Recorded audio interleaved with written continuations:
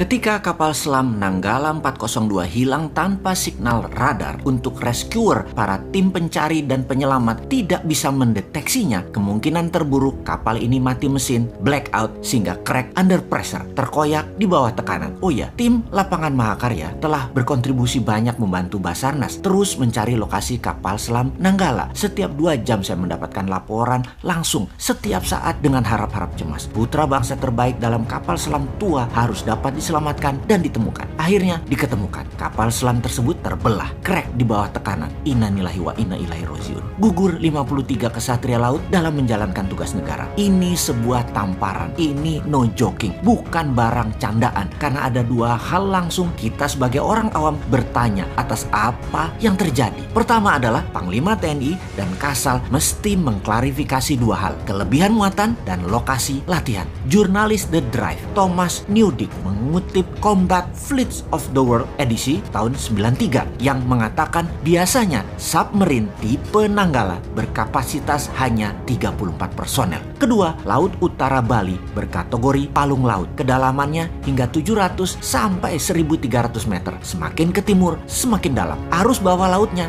deras dan kuat. Tempat latihan TNI AL dan kapal selam bukan di situ, tapi di perairan Situbondo, Banyuwangi, sampai utara Singaraja. Submarine Nuclear Power Fleet sekaliber Royal Navy's Astute kelas yang sanggup beroperasi di bawah 300 meteran aja tidak berani ke sana. Kapal selam Rusia terbaru dengan tenaga nuklir, Yesen class, bisa melakukan safe depth di 450 meter dan tidak berani lebih dalam dari itu. Kok bisa-bisanya KRI Nanggala angkut 53 orang dan latihannya di zona berbahaya? Wahai Panglima dan Kasal, mohon dijawab ya, apa yang terjadi kemudian? Sistem pertahanan Indonesia jadi dikesankan terlemah di Asia Tenggara, bukan hanya omongan di warung kopi. Memang lemah, seakan dalam 7 tahun ini tidak mendapatkan porsi yang sepadan. Sepertinya loh ya, bahkan Menteri Pertahanan dipertanyakan status ke-TNI-annya, hingga kemampuan Panglima TNI di dalam strategi membangun kekuatan pertahanan juga dipertanyakan. Sahabat, untuk meringkas masalah kapal selam Nanggala 402, jangan jauh-jauh melihatnya seperti para pengirim berita hoaks yang mengatakan diserang drone bawah laut Tiongkok lah, ditorpedo lah, ada kapal selam Perancis lah menyerang, ada perang laut akan terjadi, sabotase. Jawabannya bukan semua di atas. Atau perkiraan yang kedua, karena adanya masalah maintenance dan spare part yang jatahnya sering digunting, karena sistem pertahanan dikatakan tidak ada dana, kalaupun ada prioritasnya bukan untuk pemeliharaan, dan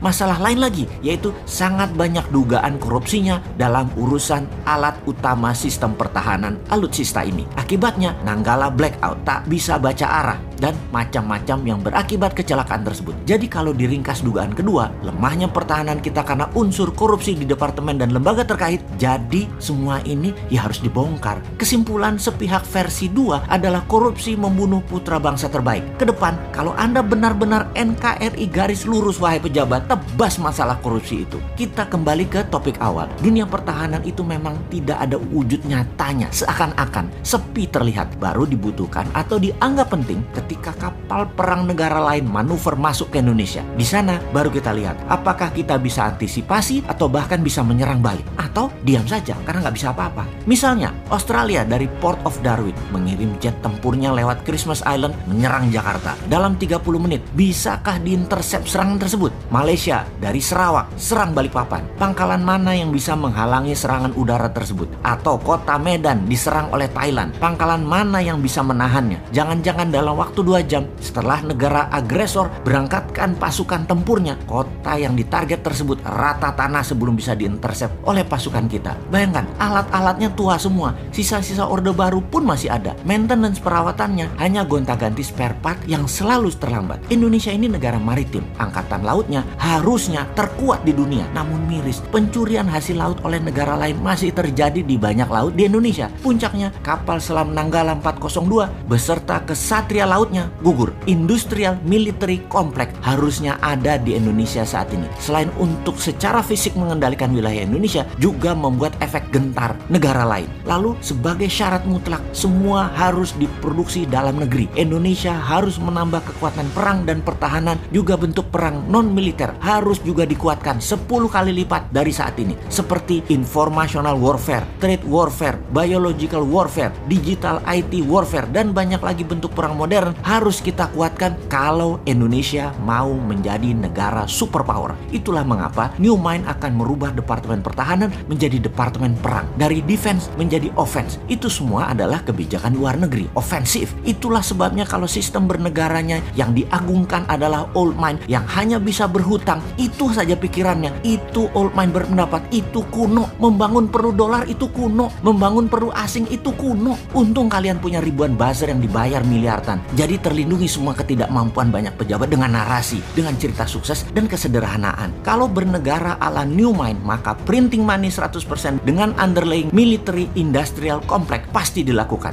Membangun mesin perlindungan negara seperti tank, kapal selam, kapal frigat, kapal laut, mungkin sampai kapal induk, hingga sistem radar, komunikasi satelit sendiri. Gelontorkan saja 500 triliun setahun pakai printing money dengan syarat bahan bakunya harus 100% Indonesia. Dan bagi New Mind itu pasti akan dilakukan. Walau awalnya trial error, ya nggak apa-apa. Setahun 2 tahun pertama mungkin yang benar-benar jadi hanya 40%. Namun di tahun ke-10, bayangkan kekuatan Indonesia saat ini. Dan bayangkan apa yang terjadi di tahun 2045 nanti. Kalau New Mind mah mulai sekarang, kalau Old Mind mah nggak tahu.